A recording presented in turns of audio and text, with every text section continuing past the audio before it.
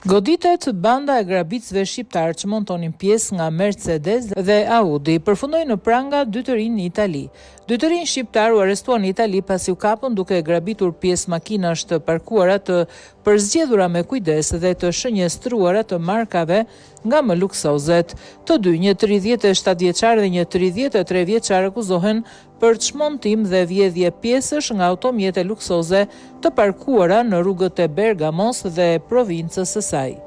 Aksioni u zhvillua natën përgjatë rrugëve të Bergamos dhe provincës së saj. Sipas rindërtimit, ata po vepronin natën dhe u arrestuan në flagrancë. Dy të rinj shqiptar të dërguar në burg nga karabinierët janë persona të njohur për forcat e rendit. Ata u akuzuan menjëherë nga karabinierët për 3 grabitje.